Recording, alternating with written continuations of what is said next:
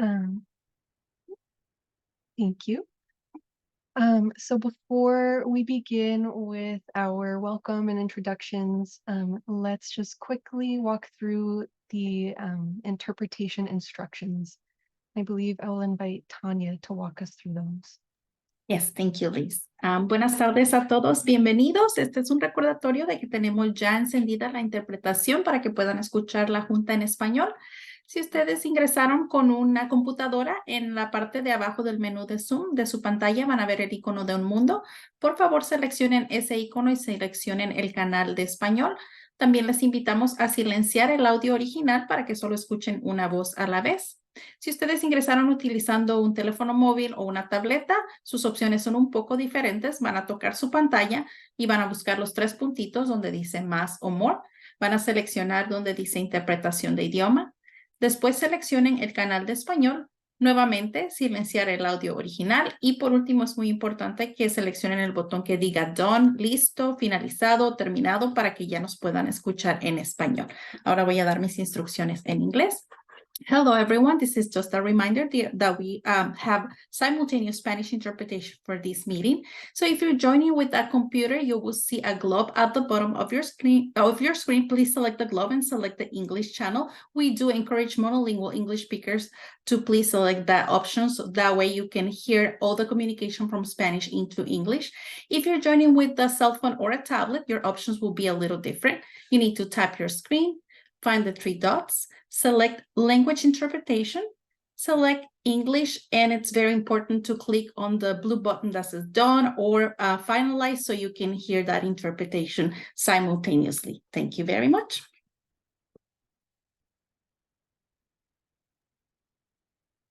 Thank you so much. And please, if anyone is having trouble getting into the interpretation channel, let one of us know. And I'll give this reminder at multiple points throughout the evening, but we want to... Durante la reunión varias veces queremos recordar or speaking, just please remember to speak slowly for our interpreters so that they can, have enough time to make those interpretations.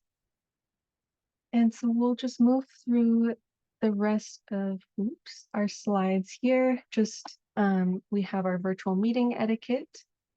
We ask for folks to stay on mute unless you're speaking or planning to speak.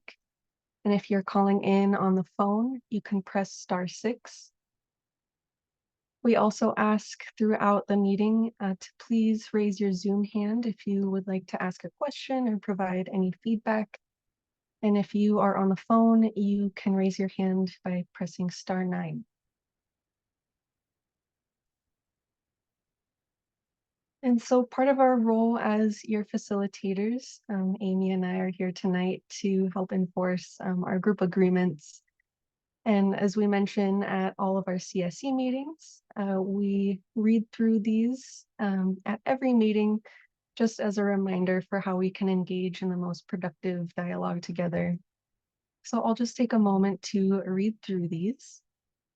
So everyone here has agreed to help achieve the meeting goals by focusing on solutions, opportunities, and productive dialogue. We hope that everybody can have a chance to participate. So some folks might step up and others might step back. We also ask for folks to please be kind and respectful, knowing that it's okay to disagree, but please do so with respect and empathy. We will also do our best to stay on point and on time. We also ask folks in discussion to attack the problem and not the person. And then our last agreement is to seek common ground. Building consensus and finding shared values will all help us all achieve the best results. And we'll just add, after reviewing those, that if at any point we feel a norm is being violated, either myself or Amy will be stepping in with another reminder. And if anybody in this meeting feels that us as your facilitators have missed something, please feel free to either send us a message or speak up in the group, and we will definitely address that. And so this is the agenda for tonight. we will have just some brief introductions, and then we'll move to our first agenda item, which is a pesticide overview presentation, and that will be from our partners at DPR. And then we will move to a pesticide monitoring mapping exercise, and that will be facilitated by CARB with some support from the Air District and DPR as well. Then we'll end the meeting with some open floor for comments, and we will wrap up with any next steps and action items. So I'll stop sharing my screen. And at this point, happy to open it up to see if our Air District partners or if our co-leads who happen to be here would like to get us started with some opening remarks. Not sure. I see Bianca, not to put you on the spot, but curious if you would like to share any opening remarks for this pesticide subcommittee meeting. No comments at the moment. Just want to listen to a productive meeting. Yeah, thank you, Bianca. And I don't see Cesar, so curious, Steph, anything you'd like to share? Yeah, good afternoon, everyone. My name is Stephanie, and I'm a program manager in our Community Strategies and Resources Department here at the Valley Air District. I'll be really brief. I just wanted to thank everyone for joining today's subcommittee. We're really grateful for the partnership with the Department of Pesticide Regulation and the California Air Resources Board, or CARB, and the entire CSC for bringing together today's meeting. Just as a reminder to folks, when we did kind of first start this subcommittee, we worked together to set topics for kind of upcoming meetings based on commitments that we had in the SERP, with one of those topics being to work with CARB and DPR on pesticide monitoring in the community. And so those are the topics that we'll see today. The first part, DPR will present just kind of an overview on pesticide use in the community. And then CARB will walk us through a mapping exercise for you all to provide any suggestions you might have of pesticide monitoring locations in the community. And so that's all I wanted to say. I just wanted to thank you all for being here and really looking forward to today's meeting. And with that, I'll pass back to Liz. Yeah, thank you so much for that framing, and also don't want to take up any more time. I know pesticides are a top priority for the Arvin and Lamont CSE, so happy to move us along in the agenda and pass it to DPR, who will walk us through their pesticide overview presentation. As DPR can confirm, I believe the presentation will be about 20 minutes, and we'll be ensuring that there's at least 20 minutes for question and discussion with the group. And so happy to pass it off to DPR. Good afternoon, everyone. Thank you for the opportunity here. As I was mentioned, yes, we are present. Can you hear me? I'm hearing a background. We are presenting a presentation for Arvin Lamont, and Aniela and Jimmy put this presentation together. So I'm going to hand over to Aniela to see if there's any explanation that she wants to provide. Otherwise, Jimmy can start his presentation. I don't have any other explanation. I'll just pass it to Jimmy, an environmental scientist with our team who worked really hard on putting this presentation together. Go ahead, Jimmy. Hi, everyone. Is there any way you can let me share screen?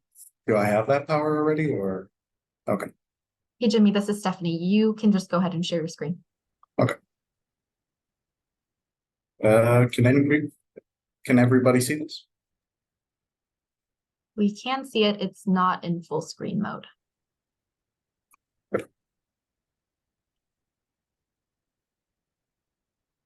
All right. So again, my name is Jimmy Nguyen. I am an environmental scientist at the Department of Pesticide Regulation. This presentation is going to be about Arvin Lamont's community pesticide use from 2019 to 2021.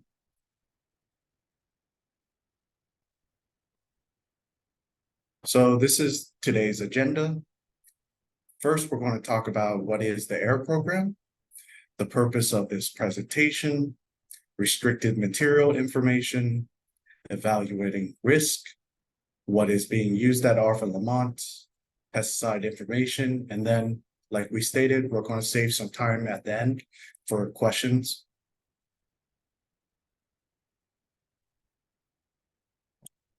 So what is the AIR program?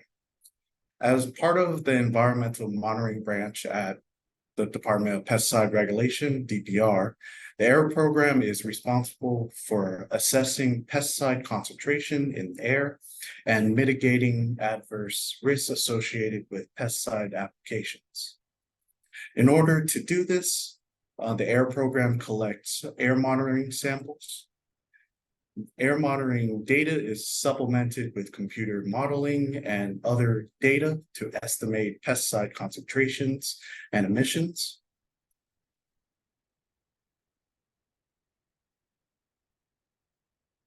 The purpose of this presentation: the AIR program uses pesticide information and weather data to help identify when and where to conduct monitoring. The program provides an analysis of pesticide use data to help the CSC make determinations on where and when to sample for pesticides. The goal of this presentation is to provide the pesticide use information to the CSC. Note, pesticide use does not equal pesticide emissions and concentrations. Excuse me, could you say that again? Oh. You want me to repeat what I just said last? Okay. So I want to just hear the last part. I didn't really understand what you said. Could you repeat it again?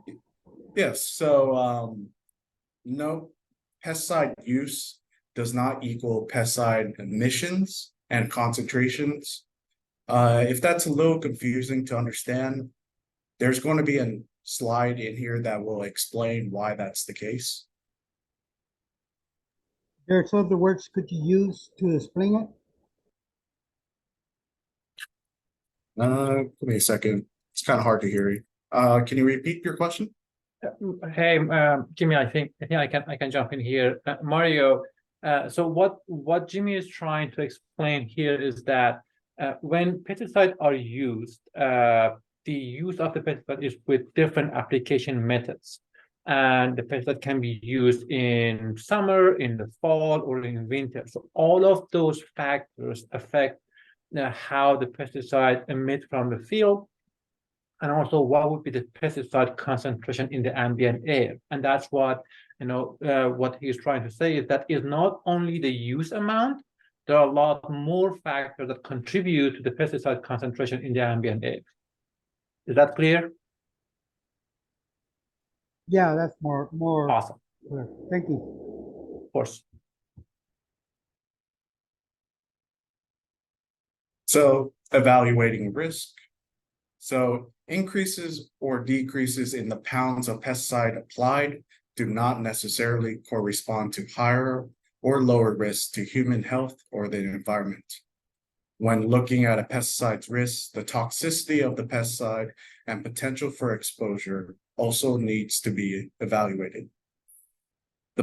The potential of exposure is dependent on multiple factors, such as the pesticide's chemical and physical properties, application method, and weather conditions.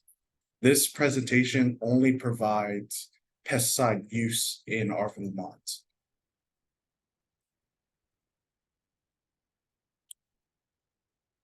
What is being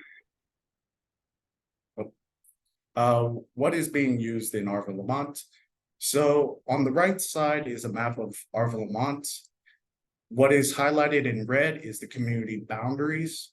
So what the table on the left is going to be talking about is basically all the pesticides used within that boundary. So the table is showing the top 10 active ingredients used in Arvin Lamont from 2019 to 2021 within the community boundaries. The last row is the amount of active ingredients other than the top 10.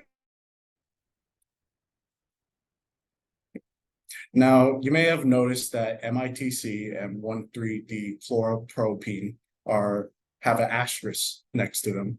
That is because they are a restricted material. And in the next slide, I will explain what a restricted material is. So restricted materials are pesticides deemed to have a higher potential to cause harm to public health, farm workers, domestic animals, honeybees, the environment, wildlife, or other crops compared to other pesticides. With certain exceptions, restricted materials may be purchased and used only by or under the supervision of a certified commercial or private applicator under a permit issued by the County Ag Commission.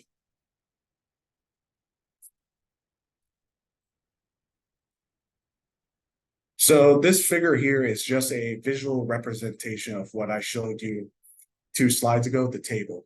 So as you can see, MITC is 46%, sulfur is 17, mineral oil is 13.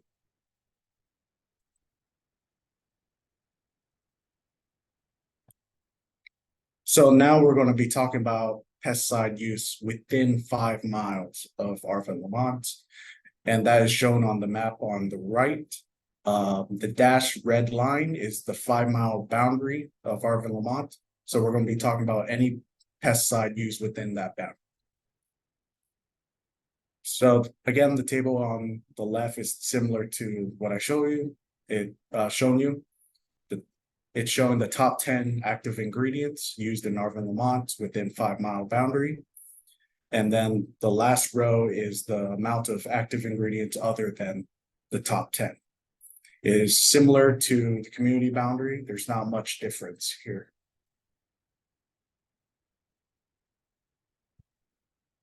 And again, this is a visual representation to show you what the table was trying to convey.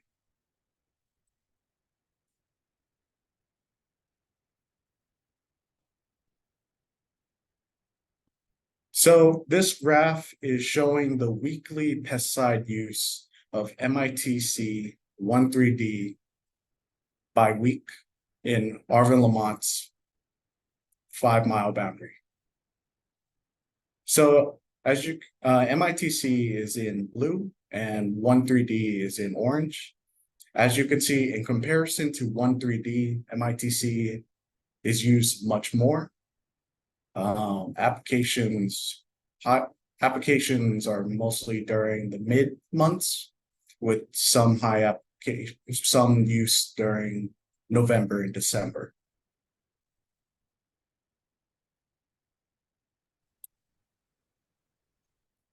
So the next couple of slides, we're going to be just talking about MITC use within Arvin, Lamont's 5-mile boundary.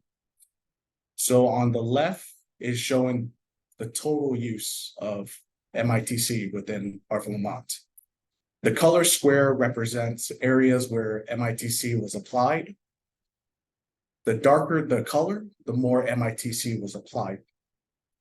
So as you can see in the top, in the northeast section and the south section of Arvin, Lamont is where most of MITC is being applied. Now, on the right is a windrose. This windrose is based on weather data taken from the closest weather station. And the closest weather station for Arvin, Lamont is Bakersfield Airport.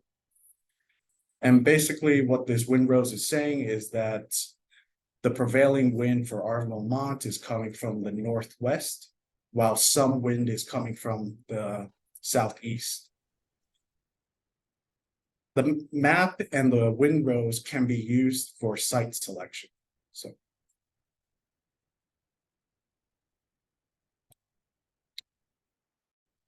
So this graph is showing MITC use by week. Each color represents a year. So in blue is 2019, orange is 2020, and gray is 2021.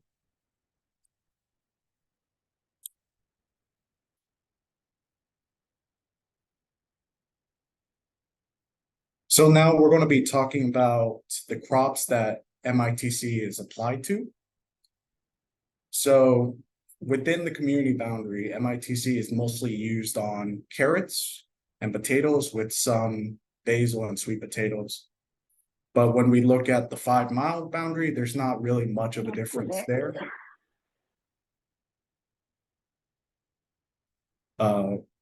Within the 5 mile boundary of Arvin, Lamont, it's similar. It's still used on carrots mostly and potatoes, with a couple other crops such as peppers, beets, basil.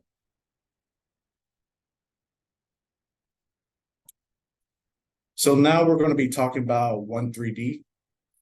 Again, this map is similar to MITC. Each color square represents an area where 1,3-D was applied. The darker the color, the more 1,3-D was used. The majority of 1,3-D use within Arvin, Lamont is mostly in the northeast area, with a couple applications happening south and west of Arvin, Lamont.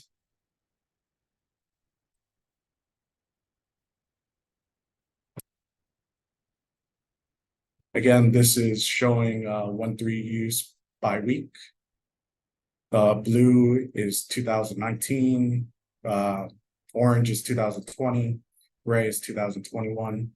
In comparison to MITC, 1,3-D is spread out a lot more. There's some high uses within the middle months.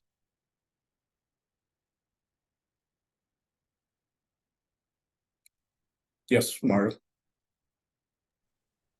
Yes, you're showing us like the old data.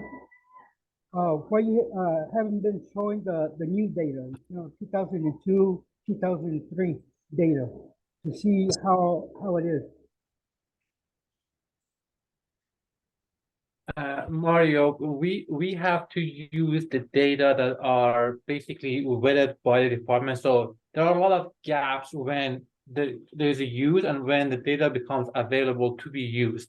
So that's why there is almost a 1 year, 1.5 year data gap. So the 2021 is the last year that we have data that have been vetted and confirmed by our department. When we have a 2022 data, when we are presenting, we will also include that one as well. Also want to jump in really quickly, Mario. I think the one thing that we wanted to show here is not the specific year, but the week within the year that is the prevailing trend of when the usage is happening. So it's the trend of each of the years so that we can concentrate on which month and which week that we want to do the monitoring for to give a better impression of when we should set up the monitoring. So we can give you an idea of like looking back at the number of years, which week we should concentrate on. So that's kind of why we contoured it like this. But also we do recognize that there is a lag on when data comes in and when we're able to show it. Yeah, it's because I'm trying to understand because it's a really big gap on it, and I was just wondering, if you had more,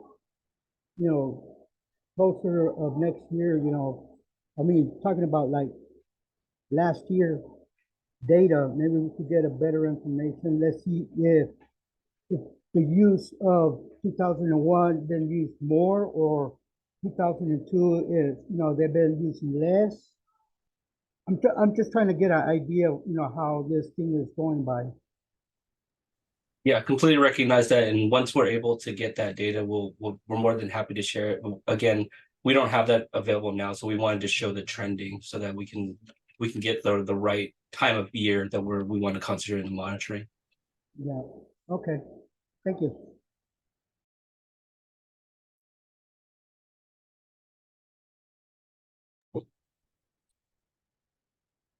So yeah, that's the last. So again, this is showing 1,3-D use based on crops, how it was applied, what crops it was applied to. Within the community boundary, 1,3-D was mostly used on grapes, carrots, potatoes, with a couple nectarines, almonds. And then when we look at within 5 mile boundary, it's pretty much the same. The top is grapes, carrots, potatoes.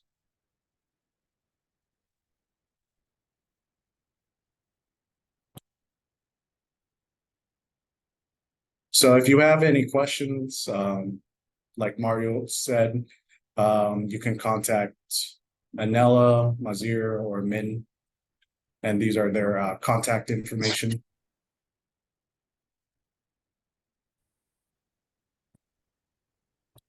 And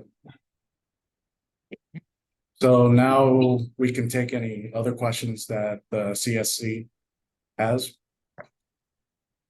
Yeah, thank you so much, Jimmy, and all of DPR, all of that went into preparing that presentation. We do have quite a few questions, and I see a hand, so we can start with Brianda, and then we can move to the questions in the chat. So I see you just lowered your hand, but if you still have a question, Brianda, go ahead. Yes, I did. Thank you so much for that. And thank you for DPR for showing this data. As Mario stated, I think it would be really beneficial for us to just get an update when the most current data is available, but I understand that can take quite a bit of time to be able to prepare.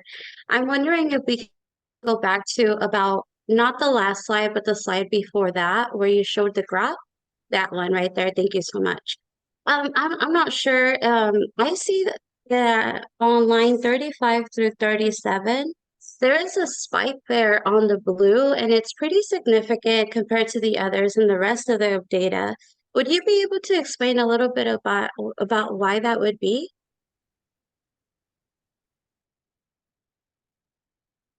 So, am I muted? No, okay. So that spike just means that somewhere in that time, 1,3-D was being used. They applied just a lot. This is all this graph is saying is during these weeks are the amounts of 1,3-D being used. In order to get more information about that spike, I would have to look through the data. And one thing I want to add here, if you look at the title of the graph, it is the 1,3-D usage within the 5 mile boundary of Arvin, Lamont. So it is a large area, and it could be one application in southeast and one application in northwest. So this data shows all the application within the 5 mile boundary of the community, and we just add them up and show it in this graph. It's not only one application, or it's not only at one specific point. Does it make sense? Thank you. Of course.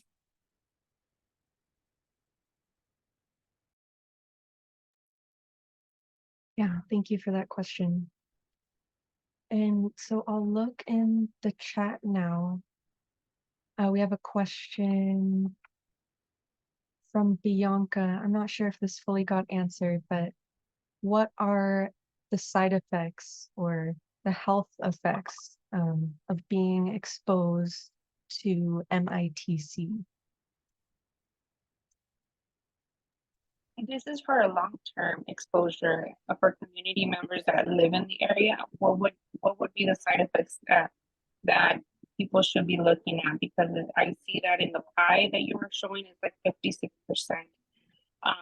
used in the area. So what would be the long-term exposure effect in community members? Yeah, great question. Does someone from DPR want to try to answer that? Lily, you want to take a crack at that? Or do you want me to go back to my talks people?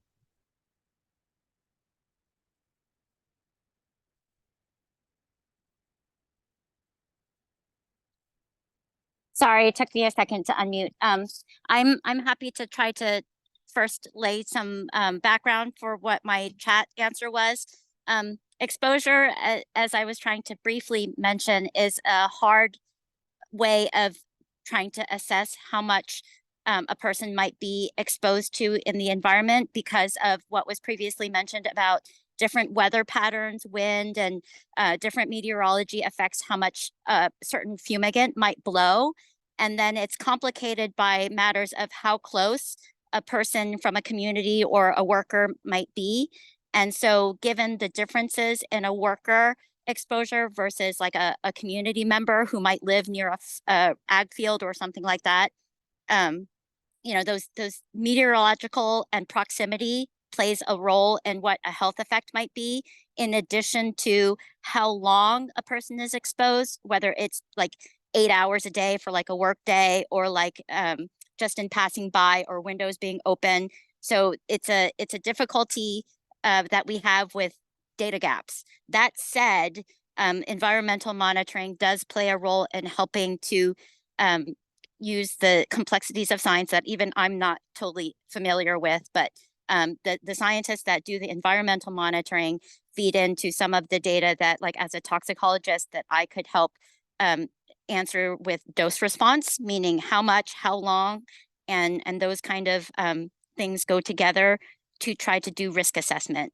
And so Bianca, to the question that whether it's like a child or an adult, it's not that we're trying to say more protective of a child or adult. It's that sometimes our data comes from like worker exposures, and sometimes based on what we know on body size and metabolism of children versus adult, we can kind of guesstimate using scientific weighting how a child might be more affected because of less developed respiratory system, or whatever other scenarios are going on in terms of health status. So that hopefully helps. Yeah, unfortunately, I can only answer this question more from a personal experience of actually being in hazmat and actually being doused with it in person. I've only experienced the acute side effects and kind of like the irritational side effects on it. It burns, like it's like eye and oral and nasal irritation.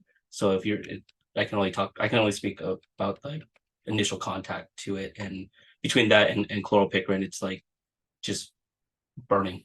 So but I can go back to our human health assessment branch. They're the ones that set our chronic and lifetime exposure thresholds. And to Bianca, your point, they actually set that to the health thresholds for children. So we actually do that on a more conservative basis, and that chronic health endpoint is what we use to do our annual and chronic comparisons when we do our monitoring.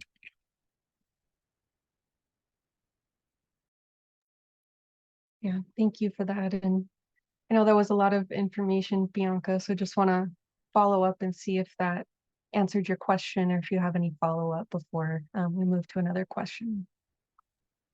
Can we, as community members, get the symptoms of the top pesticides side effects, so we could at least know if we have been exposed, what can we look for when, like 1,3-D, what other, I missed my other phone just started, but if we could get the side effects, that would be really good. And have you done any outreach to the schools, so children could also, as you mentioned, Ming, that their threshold is very sensitive, so have DPR done any advocacy for the schools in the area? Yeah, I can take that. Yeah, we've done fact sheets and kind of just kind of outreach for that. So we're happy to put something together for you for the key fumigants for you. I think we've done it for several other key areas of Kern County. So we can put that together and place it back to the put it out here, and then you guys can facilitate it as you need. Okay. Yeah, thank you. Oh, go ahead. Jump in here and say that general pesticide exposure fact sheet that our group put together and was shared with the community, that has some general symptoms to look for as well. And I think that's on the Air District's website. Yeah. And Yala, do you have that? Maybe that's a web page that we can just drop in the chat. I think that's our that might be a good first step. Yes. Yeah, great idea. And so it sounds like Bianca was requesting some sort of informational fact sheet that could simply display some of the main side effects from the most common pesticides in the community. Sounds like a resource might already exist that has that information, and they'll be sending it in the chat. So please review that, and if anything is missing, let us know and we'll come back to this and make sure that it gets added. Liz, this is Stephanie. If I could I'll just confirm with the group. I just popped it into the chat for folks to look at. And like Aniela said, there's a list of symptoms of pesticide exposure on the right-hand side. I'm just going to advocate for one thing, and this is typical of what we always do. If at any time anybody feels that they have been exposed to pesticides or anything like that, please do report to a healthcare specialist or the ER. That actually starts a case and tracking for us, and that actually will help not only ourselves but the county ag commissioners to follow a investigation. So that's part one. So if you do believe that you have been drifted on or have anything along that line or been exposed to any kind of pesticides or even disinfectant or anything like that, please go to the ER. That starts everything for us.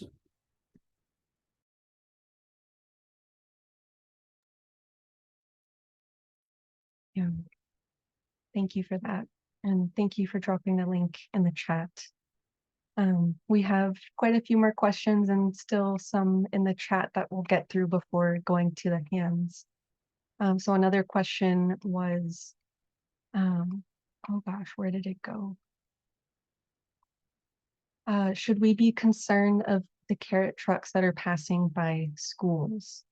Carrots were identified as one primary source of those pesticides. So I hear some concerns about the proximity with schools. Unlikely. A lot of fumigants half-lives are very short and there's a lot of storage time. It's unlikely that any of the produce that are passing by via trucks are producing any kind of off-gassing. Yeah, great question. And then one more from the chat. Does MITC stay in the soil? No, it has a relatively short half-life and it's a gas. It's injected as a liquid, but it becomes a gas very, very quickly. And it moves through the soil and into gas phase very, very quickly. Hooray, my chem degree came in handy. Thank you. So we do have a few hands, excuse me, raised. So we can start with Kevin. Please go ahead. Hi, excuse me, Kevin Hamilton with Central California Asthma Collaborative. One question was regarding the T-loan, the 1,3-D. I noticed that big spike. It would be useful, it's more of a request, if you could, I don't know who you would talk to, whether it be the ag commissioner or who. Was there some kind of infestation then that required that kind of a drop? Because, you know, that's usually what it's used for, and that's pretty late in the season too. I mean, if you look at the week that was what, late August, early September? That seems odd that you would have that kind of chemical going down them. But again, I had no idea what crop it was and what they were doing. I'm sure they didn't do it for fun. So if you could find that out, it would be useful. The second thing is, we've got several other CSCs we're working with that have requested the same kind of meeting now. So how long does it take to put together a report like this, say for Terabella or for Fairmead? How long would it take you to put together? Would you be willing to put that together and meet with those folks? To answer your first question, we could likely take a look back at our pesticide use report to identify what that potential use would be. I don't necessarily think that was I think in the scheme of the chart we have, it may look like a spike. Glenn, please jump in if you know what that is offhand. I think we have it reported somewhere in the hustle and bustle. I lost it. Based on the time frame, it may have been maybe a pre-plan, or maybe just because of availability or water or soil or something. It may just be just a thing that came up. I'm going to defer to Glenn on that. For your second part there, we typically you can contact us, and depending on the needs of these things, we can have a conversation. Each kind of these presentations are unique, and Right. we can depending on information needed and what's needed to be catered to, we can typically spin something out. There's no like set time. Each one of these kind of grids and information is its own beast. Unfortunately, I don't have like a set system. Great, thank you. Appreciate it.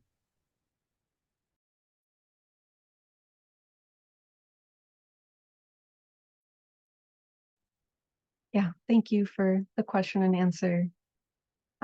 We can move to Mario. Go ahead. Liz, sorry for jumping. I believe Glenn wanted to respond to that one. Glenn had his hand up. Oh yeah, apologies for missing that. Thank you for interrupting. Yeah, course. Glenn, go ahead. Yeah, as you mentioned, the application of fumigants it could be based on pest pressure, but generally speaking, it is a pre-plant, so it would also be related to what the crop that the farmer decided to plant. You know, so obviously you saw from the data that metam sodium, metam potassium, and 1,3-D are usually used as fumigants for either grapes, newly planted grapes, or potatoes or carrots.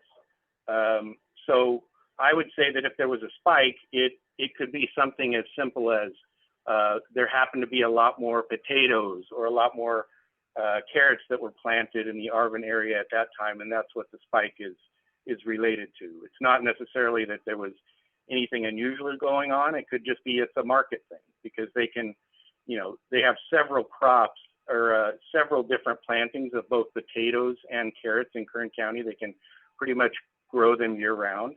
And so I'm sure that was just a decision that the farmers made. Hey, the market for carrots is pretty good. Let's plant carrots, and we need to fumigate. So that's probably something as simple as that.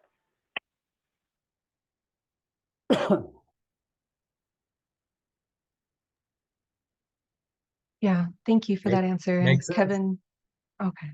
I was going to ask Kevin if that answered your question. Yeah, I think it makes sense. I was sure there was a reason. It just had to be something like that. It makes sense. Yeah, thank you. And thank you, Mario, for waiting. Please do go ahead. Yes, they were saying that they have a short life for the pesticide. What is a short life? 1 hour, 2 hours, a day, a week, a month? What is a short time for this the pesticide to, you know, get Metam sodium's half-life is 23 minutes, I think, or 20 something minutes. So it reduces half of its mass by, oh, I'm sorry, half of its mass goes away after about 20 minutes. Which is this one? Metam sodium, MITC. Okay. And the other type, which is the one that lasts for a long time? What chemical that will last more longer?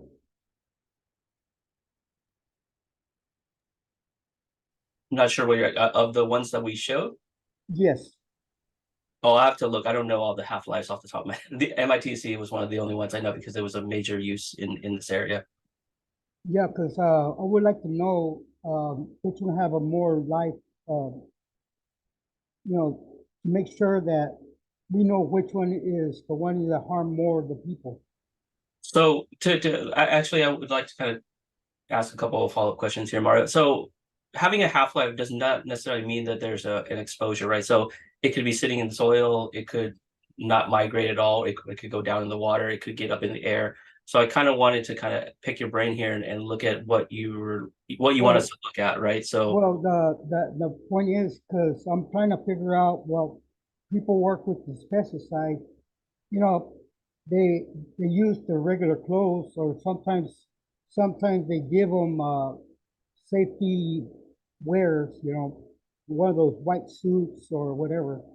mhm. But if people are using their own clothes and they go home and they pick up their kids, they will give that pesticide to their kids and will create problems for the family. That's the reason why I'm asking. Okay. Yeah, and I appreciate that. I think there's a couple of key things, having been myself being in hazmat. There's a couple of things that I'll say to that. And we can take a look at what could potentially be in the particulates, you know, the debris, dust that could adhere to what you're talking about as Tyvek suits. But all the people that are responsible for, you know, those workers, they're also responsible for a decontamination plan. So if those people are actually on the field using it, they're actually responsible for decontaminating those people prior to them leaving the work area. So yeah, I'll take a look at that and I can follow up with you as well. Do they have a portable shower and stuff like that? Like that they could take a shower to go home, or? Yeah, there's different things. I mean, for myself, I mean, if you've ever hazmat's a funny thing. Have you ever seen a kiddie pool on the side of a truck? That's one of the things that we had to do, where I'm standing inside of a kiddie pool and they're dousing me with a water soap solution. There's that. There's also kind of like almost, it looks like a giant like taped lint roller thing. There's stuff like that. There's also air blast things. There's also solutions where you actually are supposed to dump your Tyvek, take it off and remove it, throw it in the trash prior to even getting into your truck. There's a lot of different decontamination plans depending on what you're working with. So that's kind of getting away from what we're talking about here, but I'll take a look at. It's a safety issue, and not only that, I'm trying to realize and understand what is the process on the pesticides they're using, how long they last. Yeah. You know, if they create problems. That's the Yeah. reason why I've been asking. Yeah, and I'll take a look at the ones that we're specifically showing here, and then I can do a little deeper dive and maybe I can do a little workup summary for you. All right, thank you. Yeah, thank you. And we are kind of at the end of time for this agenda item, but we have a couple more hands up, so I want to make sure we get to these questions. So we can go to Jesus. Thank you. And I'm sorry if there was a presentation prior to this, but I wanted to know more information on the difference in exposure between someone who works in the fields and someone who lives close to the fields. I think that was mentioned earlier. And so if that information is available anywhere, or presentation like it's available, you can share a little bit on that. And then a comment that I wanted to make, you know, as a parent that drops off my son at school and picks him up every day, it'd be great to see some information on pesticide, you know, on the fence or being handed out, you know, of what to look out for when it comes to exposure. I know it was mentioned earlier today too that, you know, if you feel you've been exposed, you know, go to the doctor, contact somebody. But, you know, living here all my entire life, you know, I wouldn't be able to tell you what's normal and what's not normal. You know, our constant headaches normal, our nosebleeds normal, because, you know, all that's constant. You know, drowsiness, foggy mind, you know, what would count under exposure, and at what point should we be alarmed and go to the doctor, that sort of thing. Yeah, and I appreciate that. So we I think they dropped a website link in the chat there, and that'll kind of give you a fact sheet, kind of typical exposures and what to do, kind of fact sheet. I would check that out first. To answer your first question, so there's actually two sets of regulations for the people that work on the field and what their protections are, and then there's people that live and work around the field and what their protections are. My team works on primarily the protections of the residents, so you know, adults and children that live in and around the field. There's certain regulations that are in effect that, and the county ag commissioners and our enforcement team help enforce that, which are kind of you know, distances, how much you can use, how much you can't use, what you have to file paperwork for before you can use. There's a whole slew of regulations that are in place prior to somebody even using something in and around where somebody lives. And I think we may have done a presentation for that in the past here. And I think we can dig up an old presentation that we can provide if that's helpful as well. As far as like kind of the school side of things, Glenn, I'm not sure if you're there. I think the schools in the area have, there's certain like schools regs or schools notification things that are in and around the area. I think maybe you're more, maybe you're better at talking about that than I am. Yeah, I mean, the issue, I think he had mentioned about picking up his kids from school and wanting to see notification. That happens. If a school makes a pesticide application, they're required to post that notice. And I can say when I picked my kids up over the summer at daycare at their school, I saw those notices from the pesticides that were applied on the school grounds. So that does exist. As far as notification at the school site, they do get the annual notification of what pesticides are going to be used for the neighboring growers that are next to the school, so that's required. But anyway, that's pretty much it.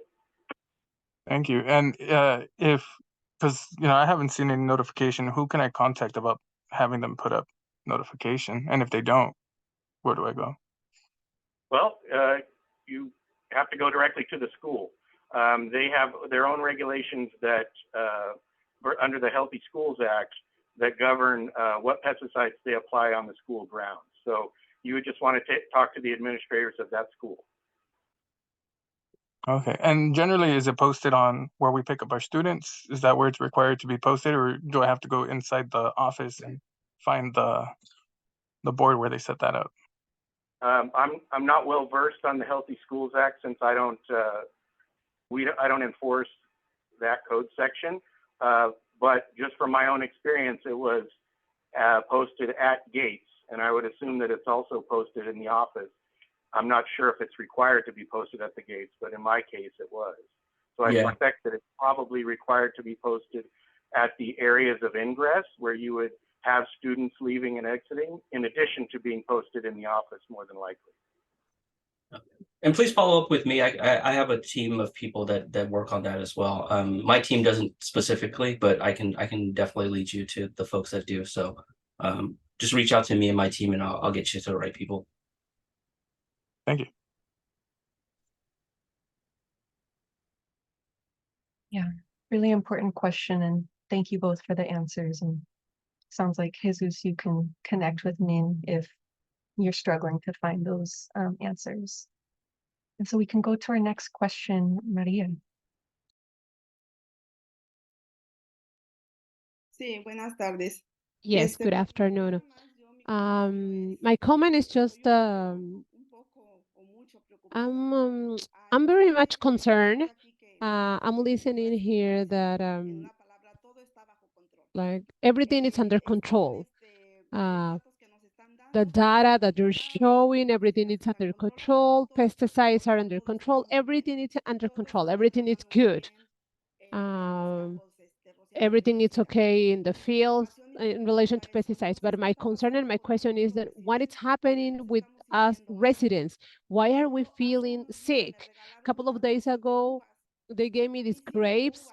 I ate 5 grapes. In the first place, the smell of those grapes was very strong. I washed them several times, and then I ate a couple of grapes, and I started feeling this itchiness in my throat. Like I couldn't stand that itchiness in my throat. I had to drink milk.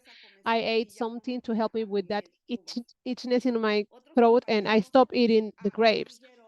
Other people that work in the field, because I work in the field, right? Other teammates said, oh, when you go home, you have to take off your clothes and don't mix it with your home clothes or anything like that. You can take the clothes out and don't get it in your house. And a couple of days after, the clothes was worn out. It was like burned.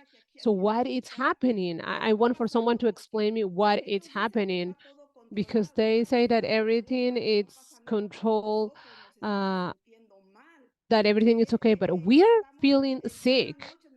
At night, I start coughing, something in my throat, like I'm choking, and I have to use the filter to clean the air. So I don't know what they are using, like in this side of Arvin.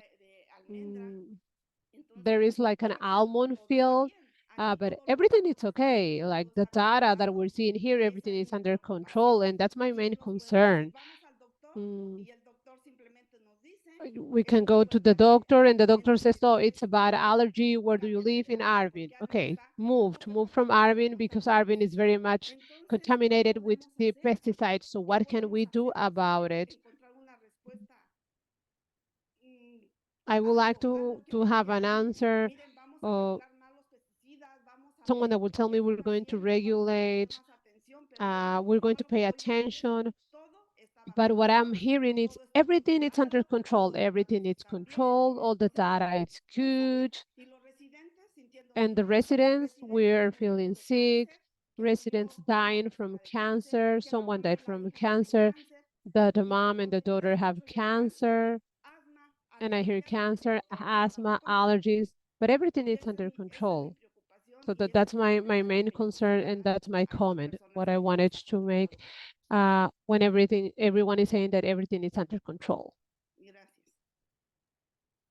Thank you. Yeah, thank you for your comment. By no means is my team here to say that anything is under control. My team is here to provide some foundational information so that this community group has the information available to them to make a decision for upcoming monitoring studies that we're assisting the Air Resources Board with doing for this area. So we're just laying the groundwork and kind of giving the information necessary for the community to make an educated decision on what to monitor for, the time frame on which to monitor for, and kind of what, providing as much technical and scientific recommendations that we can. By no means am I here to provide any kind of solutions in what you're bringing up. I don't have any of those answers, unfortunately. Me and my team are here to do our best to provide you the scientific and technical background to provide whatever we can to support the upcoming projects for this community.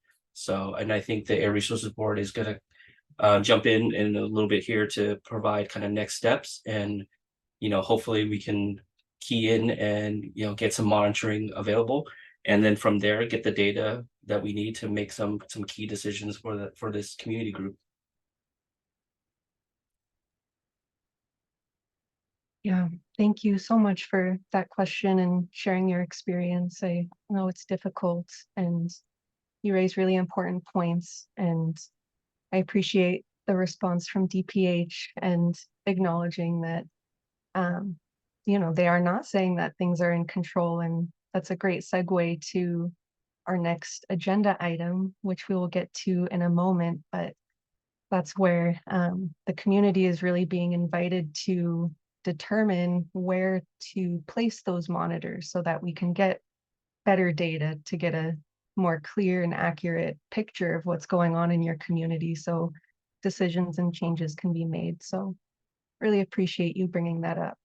And we have one more hand up, and so Sandra, please go ahead.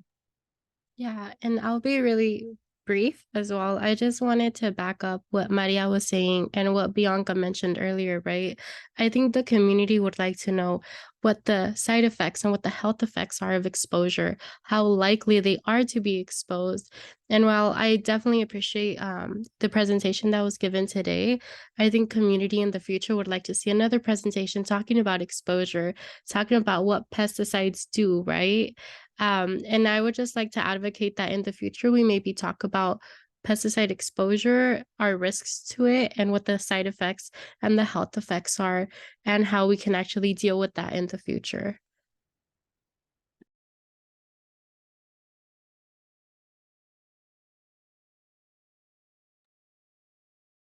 Yeah, thank you for those comments and suggestions. And again, these are your meetings and you all get to determine what topics you want to hear. And we've definitely noted that and can bring that forward for the next subcommittee. And we have one more hand up. So Mario, please go ahead before we move to the next activity.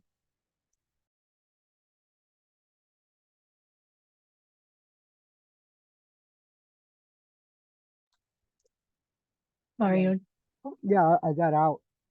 Yeah, I was gonna say that could we get public information if they are doing safety meetings and you know you are using safety equipment and all that on public records? I would like to know if they have any information on that type of topic. Yeah, so the question is for those regulations that determine the safety protocols for folks who work with pesticides. Is there public information available to show what those are? Am I capturing the question? Yeah, the proof that they are doing what they're supposed to be doing. Mm-hmm. Is that a question for Glenn? Perhaps, or DPR, I'm not sure if you know the answer. We have a worker health and safety branch that has regulations that handle all that. Let me see if I can dig up that webpage really quickly and drop it in the chat. But there's quite a bit. It's kind of interagency. So there's us, there's a WIHA, and there's OSHA that handle worker safety throughout, depending on where that person is working. But I can definitely give our side of it. Let me see if I can drop that into the chat here. Yeah, if you could give me a web page, like I try to get some information. Yeah, thank you. And one last question or comment from Bianca, and then we'll have to move on to the mapping exercise. I had a question for the Ag Commissioner. You were mentioning that there's the annual notification from the grower to the schools. To get those type of documents, do we have to go through your office as a public request, or would the school have it in their school grounds? I suppose the answer to both of those questions would be yes.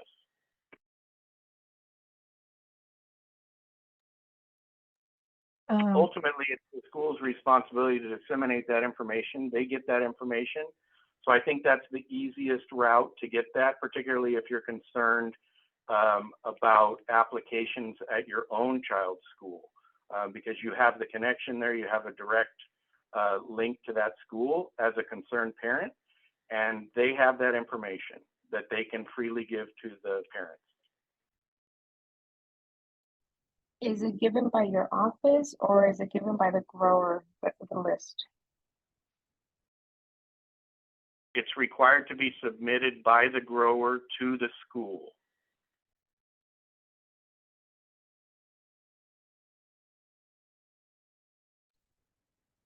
Yeah, thank you. So it sounds like the first step to get that information would be contact your school directly. And if that isn't working out, then contact Glenn's office. Okay.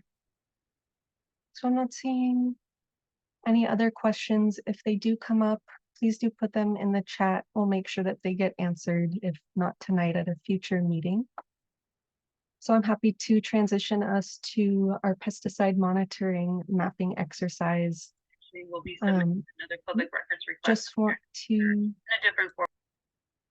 sorry about that. Just want to provide some brief framing and context for this item. Hopefully you are all able to digest that information that DPR shared, so that you can come into this mapping exercise more prepared to give some recommendations for where you would like monitors placed and which pesticides you would like them to monitor for. We also want to remind everyone that subcommittees are not the space for making decisions.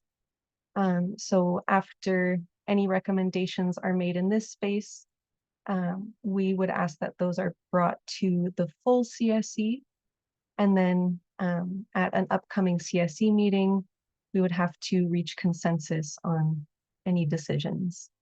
But this is a place for us to kind of just have more time together to engage in that mapping process, which should look a little familiar for those who've been with the CSE over the long term. And Carb will be walking us through the exercise, I believe with some support from the Air District. Before we do that, I see we have a hand from Mario, so please go ahead. Yes, I just want to know if these monitors are they gonna be stationed or they'll be mobile? Because a lot of farmers, what they do when they have monitors next to their fields, they change the product. They change the pesticides and everything.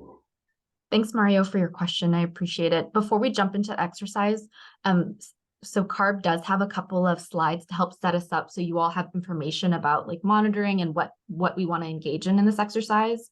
And so he's going to share that presentation that I think will have more information for you before we actually do the exercise. We're not just going to jump into it.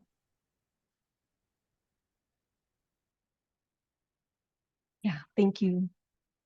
So we can pass it to Carb to start with a presentation before we get into that mapping exercise. Yeah, thanks for that. Yeah, hi everybody. My name is James Pham from the California Air Resources Board. I'm in the Monitoring and Laboratory Division, Community and Air Monitoring Branch. So I'll be talking a little bit about the a monitoring recommendation just based on kind of the data we just saw from DPR, and after that looking for any suggestions from the community on where might be the best placement, or if you have any, as a community member, if you have any leads on, helping us put our equipment at either your workplace or home or somewhere else. So I'll present a couple of slides, and then we'll go from there.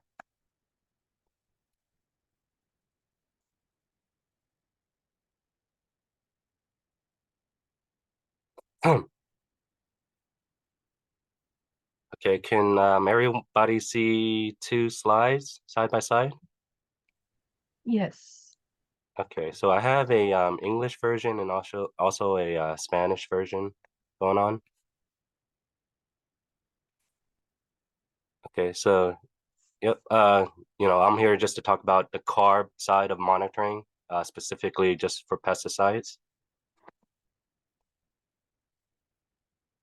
So yeah, based on all of the information that was just presented by DPR, we're suggesting for the community to consider monitoring for these two high-use pesticides, so metam sodium, metam potassium, which was referred to as MITC, and 1,3-dichloropropene, or 1,3-D. So we're suggesting these for monitoring because they're volatile fumigants. They are toxic air contaminants. And related to this, the fourth point, they're major pesticides with high potential impact on the community health. And the last point is that we have both monitoring and laboratory protocols for both of these compounds. And down here is just a reminder of what a toxic air contaminant is.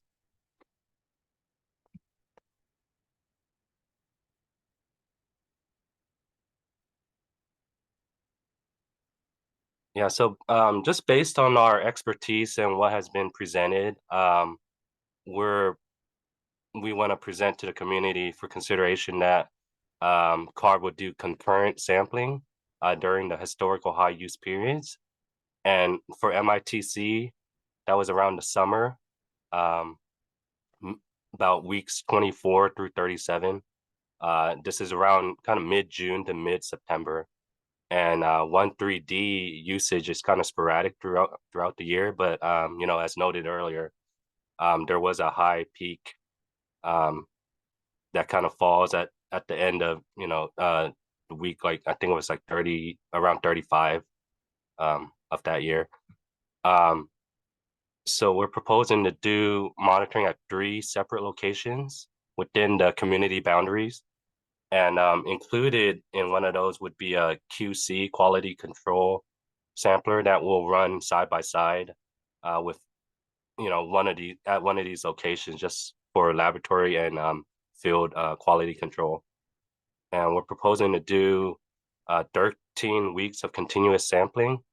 And each week would consist of 4 consecutive 24-hour samples, and kind of on a randomized schedule, so we can kind of capture data throughout that time period, but also throughout different days of the week.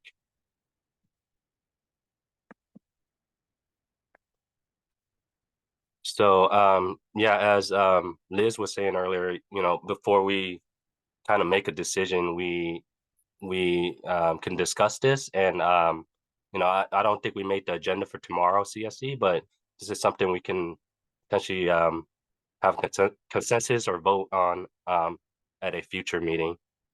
If anyone has any questions, I'll go ahead and take them. Sorry, I'm on a single screen, so I'm not able to see everything.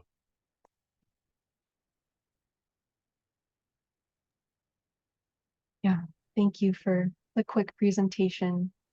Just want to pause and see if there are any questions or comments. Oh yeah, yeah, just to address Mario's question about mobile monitoring, that's not something we have the capability of doing right now. You know, our expertise has been just stationary monitoring. And this is all filter-based monitoring. So this is something that someone would have to collect each day, each 24-hour period.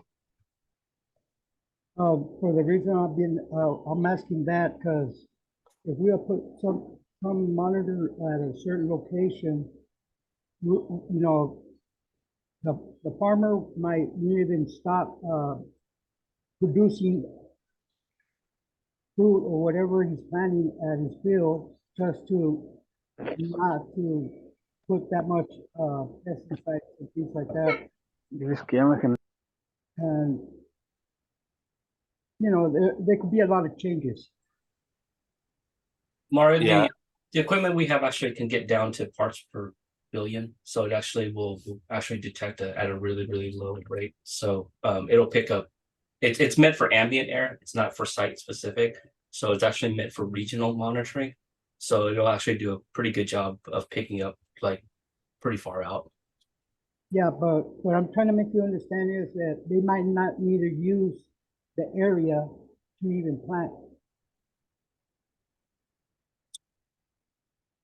And that's why I was asking if you guys had a mobile monitor, or if this is going to be stationary. A lot of things could happen. Yeah, we recognize that concern. I mean, obviously, sorry, James. I don't know. Go ahead. No, but typically when we do these things, we try to isolate these monitors to schools, because that's the population that we try to like monitor around, right? So, and you know, we can't dictate what farmers do, and you know, if they want to mess around with their money and not plant, or that, we don't have a say in that. What we're doing is we're monitoring for. I totally understand, but on that part, but I see so many things, you know, happen, and now, you know, just wondering if they do stop, you know, planting there because, you know, they're afraid because they use too much pesticides or something. Do you guys move somewhere else or find out other locations to test them? Or I'm just trying to wonder, you know, what, you know, how this thing works, these monitors. So from a procedural standpoint, we have to, so you want to be in the same place for a long duration of time. These seasonal monitorings are anywhere from 8 to 12 and even up to 15 weeks. So if you're running around, it doesn't give you a good baseline, so that your data actually doesn't say anything. So from a procedural standpoint, you want to be stationary. But I do appreciate what you're trying to say, like, but if you're running around and kind of chasing, it actually will kind of misconstrue what your data is trying to do. Yeah, I totally understand. It's just I seen things that they manipulate some areas, and they do something else somewhere else, and they stop planning at a certain place because maybe they have problems or something. Yeah, well, I mean, and I've seen it. No, and we recognize that, and I think we combat that. And James, you have what, 3? We're going 3 sites is the recommendation, and spread across the region there. So I mean, that's we're trying to do. The CARB team is trying to do their best to stay one step ahead of everything and really canvass the area. And I think their initial plan that they had given to us, and with my team taking a look at kind of how the weather is in and around that area and kind of the layout, think we have a pretty good idea of what we can do to capture everything that's going on there. But no, we recognize that too, Mario. And like if you're seeing that, definitely let us know, and we can follow up and kind of keep and not that only not all schools got fields around. There's not many schools like Alicante. The only thing that's around there is a park.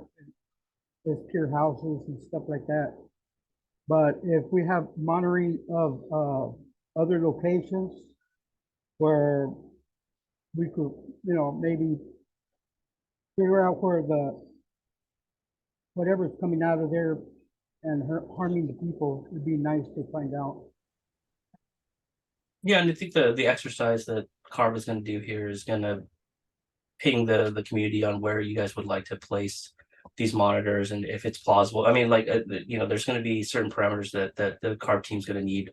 And again, I don't want to speak for them, but you guys are going to have a say on where these things are. And from a monitoring standpoint, from our study standpoint, we see the best from our recommendations. We always like to have them in areas of population, so we know that what people are experiencing is what the studies we do is we get to see what people are actually experiencing day in and day out.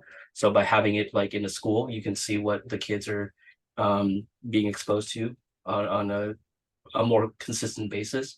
And we can get into more of that once the community kind of selects areas, kind of selects what pesticides are of a concern.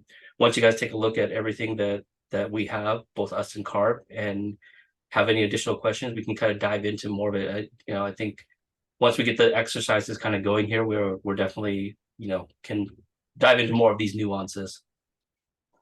That sounds good. Thank you. Thanks so much, Min and Mario. I'm wondering if I can jump in here because the district is actually assisting with this part of the mapping exercise. So I did just want to set up that we've heard from DPR just about information and an overview of pesticide use in the Arvin Lamont community. We have some information about some high-use pesticides that are being applied in the community, as well as information from CARB about kind of certain seasons that we might see more of these pesticides being applied. And now the CSC having this information, what we'd like to engage with you all and get your feedback on is we're actually going to pull up a social pinpoint map. You all might recognize this. We've done a couple of exercises where we get your feedback on different locations to do air monitoring in the community. And so Rocio on my team is actually going to pull up a map, and we'll now at this point take feedback from the CSC of any suggested locations within the community that you all do want to see pesticide monitoring. And so with that, I'll go ahead and pass over to James to facilitate this exercise. And you all, Rocio will be moving this map around. You all let us know, if the points aren't correct, feel free to just jump in and let us know. And we're happy to place them in the right spot. Yeah, thanks for that, Stephanie. Yeah, so, with these pinpoints here, that these are already have been at least noted in previous exercises at a previous CSC or maybe subcommittee. So, we're really asking for the community's input. You know, if there's anything else you want us to maybe take a look at, and please note that these are, you know, we'll take these into consideration, but it's always difficult getting the exact site that we want. So we'll try our best, and it's always helpful if, you know, the community already has sorry, the community already has contacts at a certain location that, you know, we can follow up on, you know, and James. yep.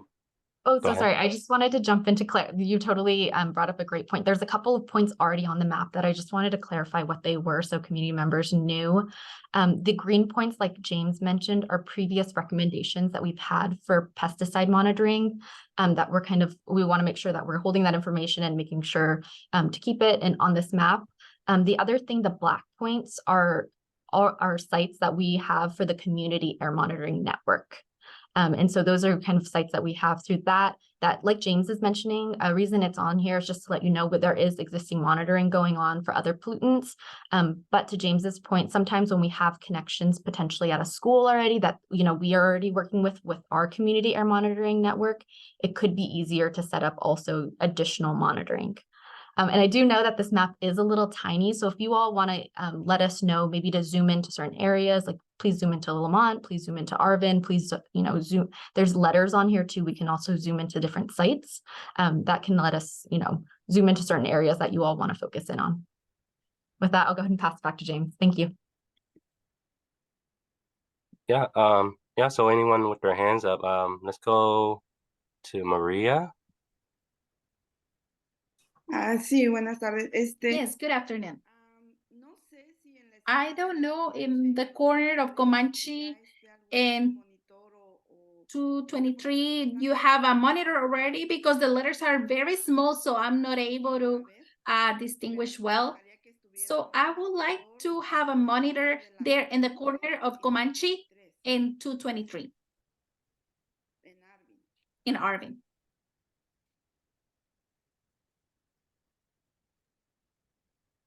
If I could just jump in here. Hi, this is Rocio from the Valley Air District. Maria, can you help guide me to the location that you are talking about?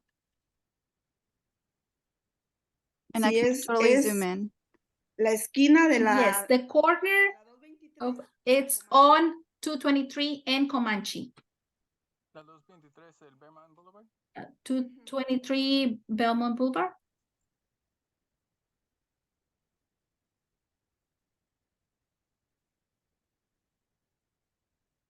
No sé si Bianca me está escuchando, si pudiera ayudar, porque I don't know if Bianca is listening and she can help me.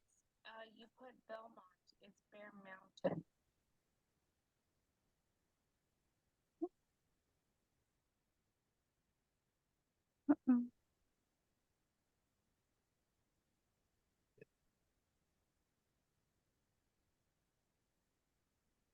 Rocio, if you don't mind, in that, yep, you're getting close. Right there by there's a little a Dollar General there. If you follow Comanche in the center. In the top. Oh, and zoom out just a little bit. Bear Mountain is that yellow road, the boulevard. Is it higher yes. or lower? Okay. And then follow that to your left. Oh, Dollar General. Perfect, right there. Yep. Okay. Thanks, Steph. But I think she's mentioning it's where the stoplight is at on 223 to the south, right in the corner. That's where some harvesting. Sí, porque de un lado está la comunidad, las casas, y del Yes, otro lado because at one side is the houses community, and then you have the almond field on the other side.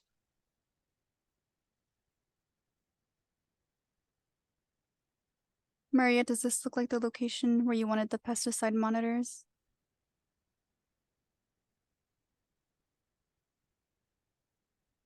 Doña Estela, ¿lo quiere en el lado de Phil o en el lado de las es casas? ahí en la esquina. Ajá. Yes, in the corner.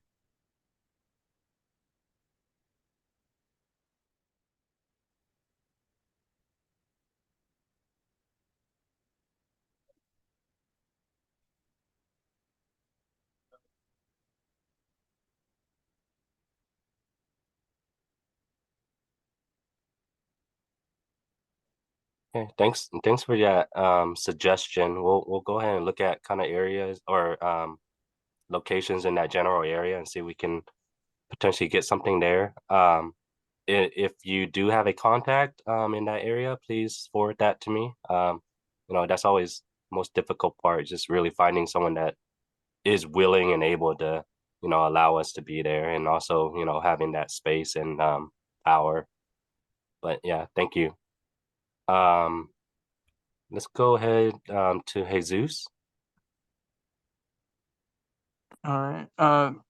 Well, on the same note, I know that there's the Bear Mountain. I don't know if you guys already have something on the Bear Mountain School, right there, where the black dot is between. Yeah, that one.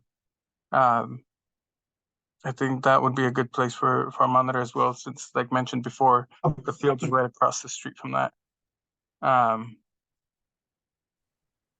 Yeah, that's just an idea that popped up because the other one was mentioned. Along the Giorgio, there's also. Jesus, just to make sure I'm getting the right point, does this look like the right location? Yes. I was also hoping to ask if there's any way to overlay the previous two maps with this one to see where the application of those pesticides are compared to where we're.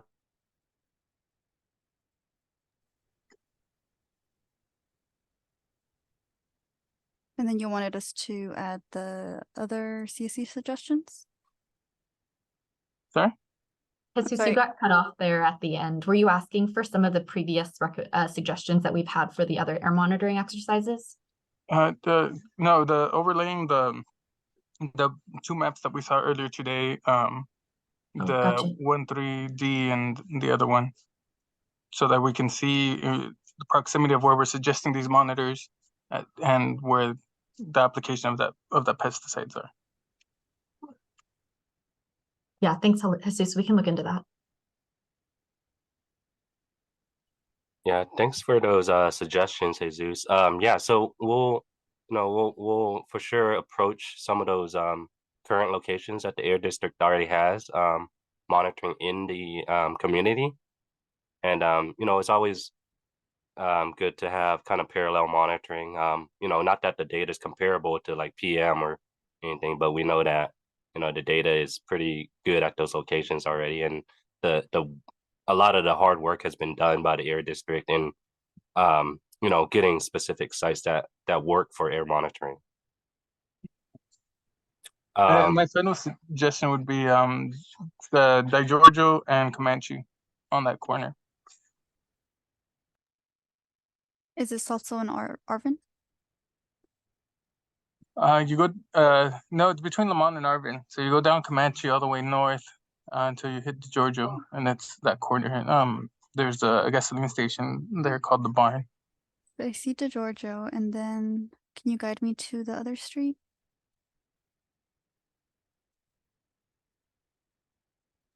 So all be the way east. to the right. Yeah, to the right. Mm-hmm. Right there where the red line is. The very corner. Comanche and DeGiorgio. Right. Oh, one over next to that chevron. Yes, right there.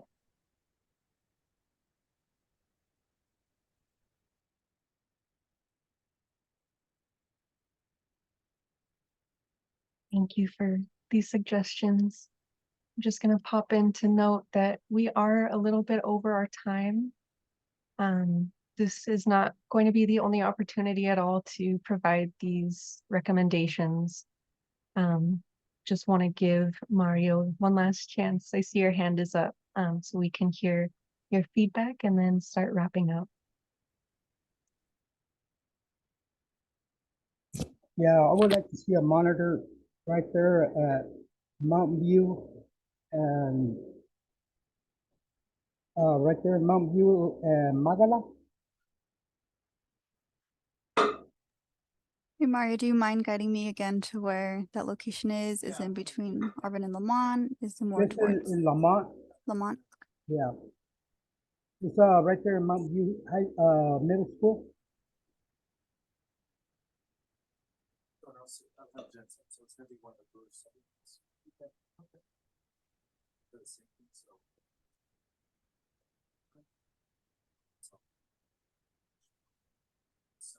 Am I looking in the right area?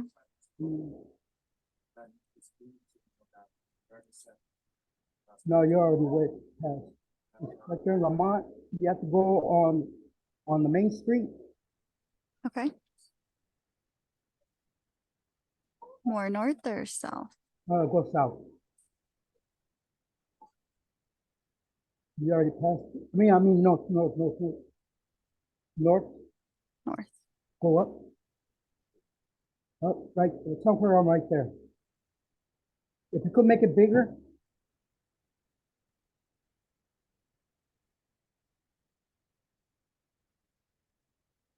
Rocio, if you want to zoom out a little bit, I think you've got to head north a little bit more.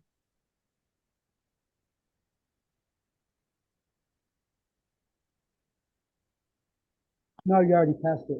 It's more backer. Who? More back.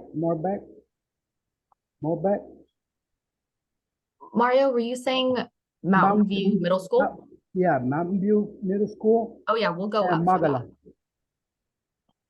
Oops, still going up. For Mountain View Middle School, that's Yeah, you have to go more down. I think Mountain View is further up. yeah, I think so actually. It's above The Panama Road. The letters are too small. Do you want to zoom out a little bit more, Rocio? Yeah, perfect. Keep going up.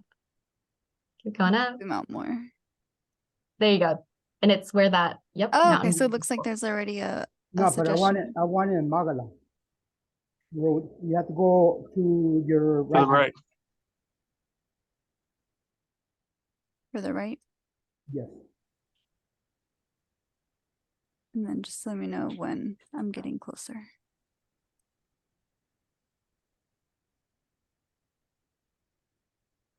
Letters too small. It's a little bit, I think a little bit upper. And then let me know I if you want see me it to. on the right. Left. You're going up. You have to go back down. Right there. Go to your right hand. Right there. Right there. Thank you. y- Oh, is this outside the boundary?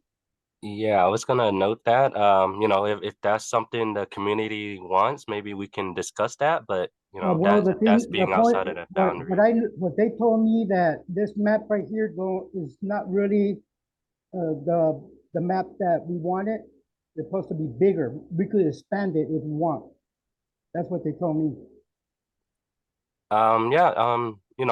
That's certainly something we can take a look at, but I think this is a little bit separate from the air district's main monitoring plan. So that's something we can Well, we're potentially trying look to at. we're trying to fix up have a solution on what is the problem, and putting monitors in the town will be something different. I mean, yes, we will get information, but we're trying to find out where is the problem at. Yeah, That's the reason why I'm telling you. understandable. Yeah, we also have to take into consideration like the wind data. DPR presented something like in one of their slides.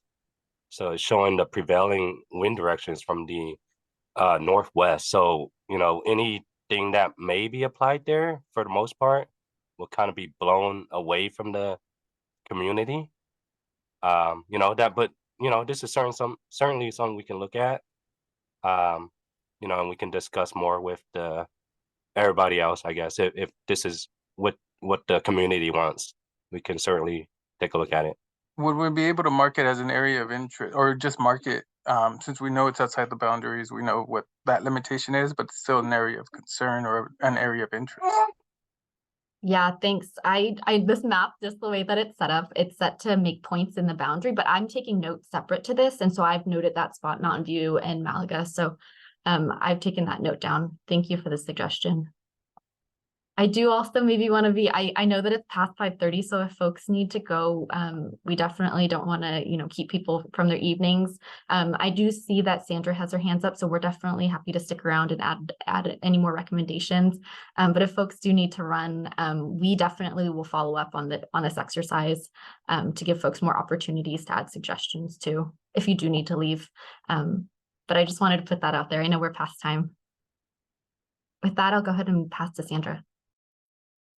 Yeah, I wanted to ask if we could put a monitor around Hilltop and Fuller Acres. We at the end of Hilltop, there's like an almond field, and it's really close to the community. So we were hoping we would get a monitor in that area. Hi, Sandra. Again, can you please guide me to where that location is, if it's closer to Lamont or Arvin in between, or you can also use the letters on the areas right here. It's above Lamont, so it's up. And then where it says Fuller Acres, if you can zoom in. And then where it says Hilltop Drive, right under Brooks. So kind of like right at the end of Hilltop Drive. So around here? On the other end. I'm gonna go further right. At this. Okay. Is this more or less around the location where you want it at, or should I move more to the right, to the left? The end of the street. The street ends. Right here. Yes. Thank you. Thank you.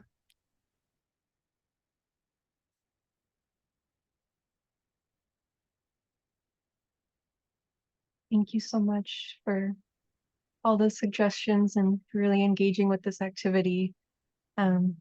We unfortunately just don't have enough time for continuing tonight, but again, want to mention that this is not the end of this conversation or activity. If the CSC would like, we can bring this to the October meeting. And there will be, I believe, updates from DPR to our CSE just on this process, at tomorrow night's meeting. And so I can start wrapping us up, and I see Stephanie, you've unmuted, so please go ahead. Oh, I just wanted to just emphasize what Liz is saying to the group, that I know we didn't really have as much time as we had hoped because there were so many great questions that came up earlier. But like James mentioned, I think in terms of getting the feedback, we definitely do have some time to get feedback from CSC members. So we'll definitely give an update to the full CSC just about the pesticide subcommittee and kind of what we've been working on to the whole group. And we can also share out this map to folks for you all to put on your own points. If you don't feel comfortable using the map, we're also happy to take your suggestions, even like written, like in an email, or we can even call you over the phone, and we're happy to take your suggestions that way. And if this is of interest to the group, I did just want to put out there that we can plan to continue this exercise even at our next pesticide subcommittee too. So with that, I'll go ahead and pass back to Liz to close off the meeting. Thank you all.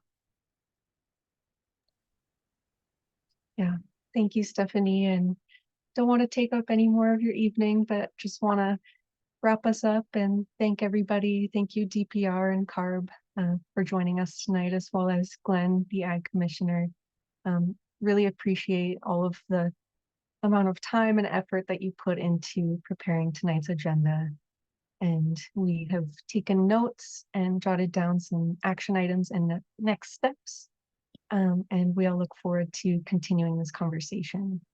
The next pesticide subcommittee meeting, I believe, will be January 23rd. Is that right? Yes. That sounds right to me. Oh, next year. We're getting close. Okay, and thank you so much again, everyone, and we hope to see you at tomorrow's CSE meeting. So have a good night. Thanks again. Gracias, buenas noches. Thanks, everybody. Thank you. Good night. Thank you. Thank you. Thank you to our facilitation team and also to Diana and Tanya for interpreting. Thank you, Tanya and Diana.